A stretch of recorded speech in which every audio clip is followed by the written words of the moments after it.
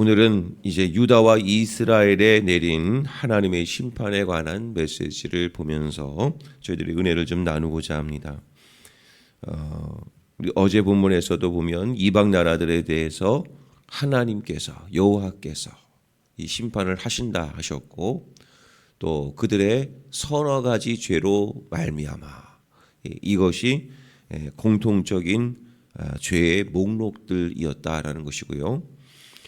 오늘 본문의 말씀에서도 유다와 이스라엘 두 군데 모두 다 똑같이 말씀합니다. 서너 가지의 죄, 그 죄를 말씀을 하십니다. 그런데 한 가지 특징적인 것이 있습니다. 유다와 이스라엘에게는 그 죄뿐만 아니라 다른 것을 하나 더 물으십니다. 그것이 유다와 이스라엘의 죄의 목록인데, 대표적으로 4절 말씀을 보시게 되면 죄의 목록이 좀 추가가 됩니다. 뭐냐면 중반부 이후쯤에 보시면 이는 그들이 여호와의 율법을 멸시하며 그 율례를 지키지 아니하고 그의 조상들이 따라가던 거짓 것에 미혹되었음이라. 다른 나라들에 대해서는 그 죄 목록이 또 이렇게 언급이 되고 있지만, 특별히 유다에 관한 말씀의 심판의 내용을 보니까 다른 나라들과 아울러서 똑같은 죄 목록을 말씀하시고 거기다가 덧붙여서 하나 더 말씀을 하시는 내용이, 너희들은 여호와의 율법을 멸시했다. 그 율법을 지키지 아니했고 거짓 것에 미혹되는 삶을 살았기 때문에 내가 너희 나라를 심판하겠다. 불을 보내겠다. 이렇게 하나님이 말씀합니다. 이것을 보면서 우리가 한 가지 깨달으셔야 되는 것은 이방인의 죄하고 우리들의 짓는 죄하고는 차이가 굉장히 큽니다. 왜 크느냐? 우리는 이미 하나님의 은혜를 받았고 하나님의 말씀을 받았기 때문입니다. 그것이 우리에겐 특권이고 그것이 우리에게는 은혜이지만, 만일 그 은혜를 헛되이 받고 헛되이 말씀을 순종하지 않는다면 하나님이 그 책임을 다른 이방 나라들보다 더 크게 하나님이 책임을 물으신다는 겁니다. 우리가 남들 앞에 우리는 은혜 받았습니다. 정말 예수 믿게 돼서 너무 좋다. 감사하다. 그 은혜를 우리가 누리고는 있지만, 그러나 그 주신 은혜를 헛되이 받으면 하나님이 그 책임도 물으신다는 겁니다. 그래서 유다에게 내린 하나님의 심판에는 말씀을 무시했다. 이런 말씀을 하시죠. 여호와의 율법을 멸시했다. 이 멸시했다는 얘기는 하찮게 여기고 저주스럽게 여기고 하는 그 모든 행동, 그것이 바로 멸시라고 하는 단어입니다. 정말 우리의 삶 속에 하나님의 말씀이 정말 내 마음의 중심에 있으십니까? 그 말씀이 내게 정말 무기가 되고 있습니까? 그 말씀이 내게 정말 위로가 되고 있습니까? 오늘날 이 시대에도 아모스가 살던 시대와 별반 다르지 않기 때문입니다. 경제적으로도 군사적으로도 가장 안정적인 시대에 들려진 하나님의 말씀이기 때문입니다. 경제적 부유로 인해서 타락하고 온갖 우상들이 난무했던 그 시기, 과연 우리나라도 이 말씀에서 예외일 수 있겠는가 하는 겁니다. 오늘 이 말씀은 우리들에게도 주시는 말씀입니다. 나는 여호와의 율법을 멸시하지는 않았는가? 또 그 율례를 지키지 아니하고 나는 정말 그 율례를 지키지 아니했는가? 말씀대로 살아가고 있는가?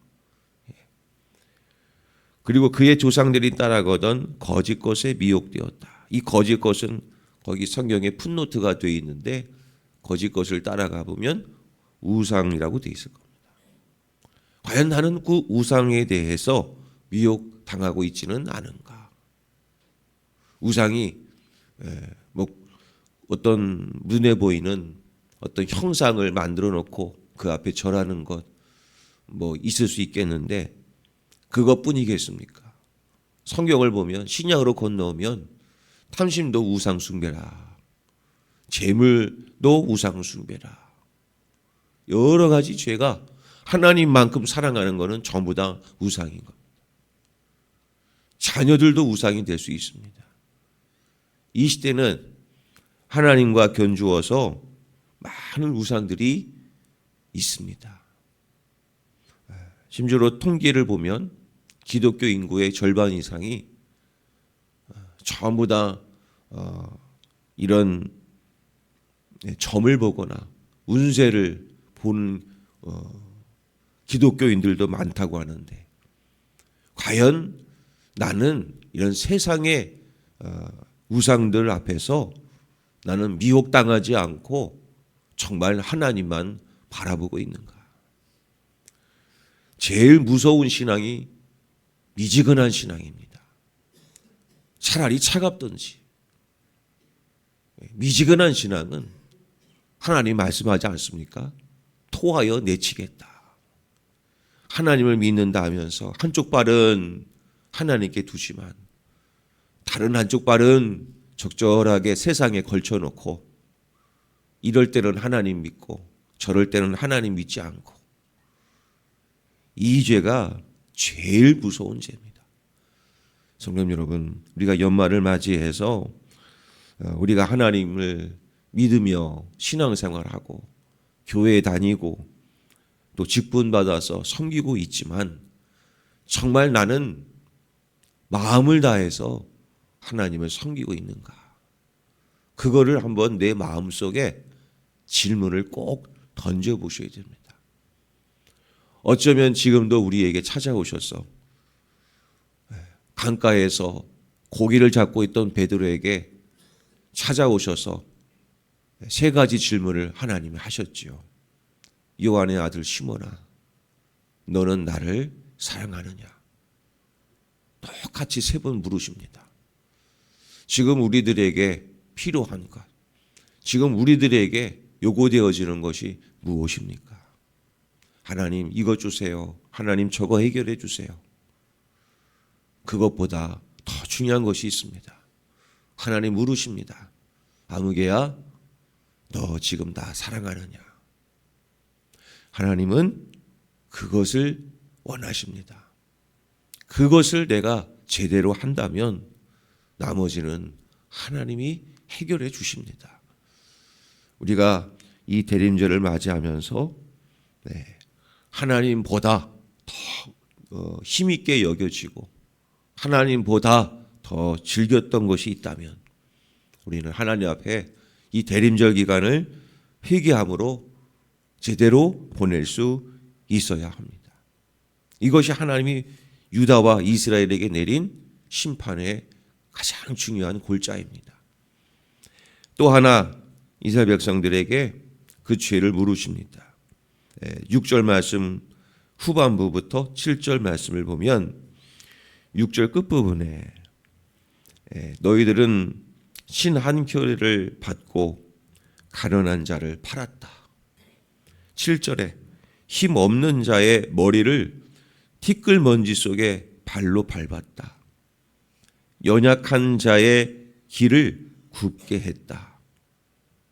본문에 나와 있는 가난한 자, 힘 없는 자, 약한 자, 그런 자들을 너희들이 멸시했다.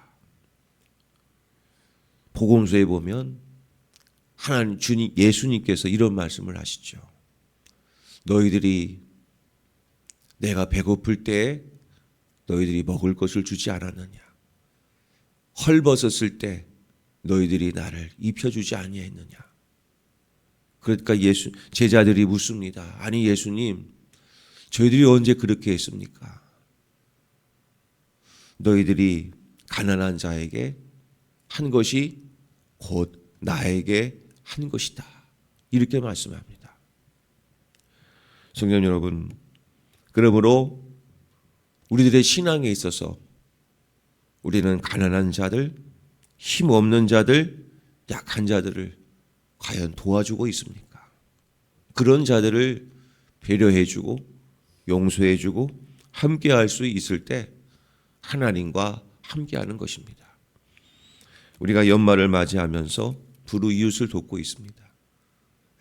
우리가 이렇게 하는 이유는 물론 우리도 힘이 들지만 그래도 연말인 것만큼 우리가 이웃을 돌아보고 가난한 자들에게 나의 자그마한 정성으로 이웃을 사랑하고 섬기는 일에 사용되어진다면 그것도 하나님을 사랑하는 길이요 하나님을 섬기는 일입니다. 올해도 성탄절까지 불우이웃을 위한 헌금을 받고 거쳐진 헌금은 또 우리 당리동과 주변에 이웃을 위해서 또 전액 사용을 합니다. 이런 작은 것을 통해 우리들도 그 사랑을 실천할 수 있을 때 내가 직접 가서 무언가를 하지는 못하지만 이거 내가 드린 헌금으로도 얼마든지 할 수가 있는 겁니다. 우리가 가난한 자 그런 이웃들을 돌아볼 수 있을 때 하나님이 이것을 눈여겨보신다는 사실을 우리는 기억해야 합니다. 왜 그렇게 해야 되는가? 9절부터 12절까지는 왜 그렇게 해야 되만 하는 이유를 말씀하는데 9절에 이렇게 되어 있습니다. 아모리 사람을 그들 앞에서 내가 멸하였다. 끝부분에 진멸하였다. 10절에 너희를 애굽 땅에서 이끌어내어 인도하고 가나안 땅을 차지하게 하지 않았느냐. 하나님이 이렇게 하지 않으셨는가? 너희들이 그 하나님의 은혜를 기억해 보라 이거죠. 너희들이 받은 은혜를 한번 가만히 돌이켜 봐라. 너희들이 받은 은혜는 이렇게 큰 것이야. 그러니 너희들 가난한 자 잘 섬기고 하나님의 말씀 제대로 지켜라. 이렇게 말씀을 하고 있습니다. 그러면서 오늘 13절부터 16절까지는 바로 무엇이겠습니까? 빨리 다른 박질하는 자도 도망할 수 없다. 14절에. 용사도 자기 목숨을 구할 수 없고 활을 가진 자 설 수 없다. 용사 가운데도 다 벌거벗고 도망갈 것이다. 아무도 이 세상에서 그 하나님의 심판 앞에서 도망가거나 벗어날 자 아무도 없다. 너희들은 그러므로 어떻게 하라는 뜻이겠습니까? 하나님께로 돌아오라 이거죠. 성도 여러분, 아무리 내가 힘이 세도 아무리 내가 가진 것이 능력이 된다 할지라도 하나님 앞에서는 아무것도 아닙니다. 하나님이 은혜를 주실 때 돌아올 수 있는 그것이 우리들에게는 가장 큰 기쁨이요 은혜인 줄로 믿습니다.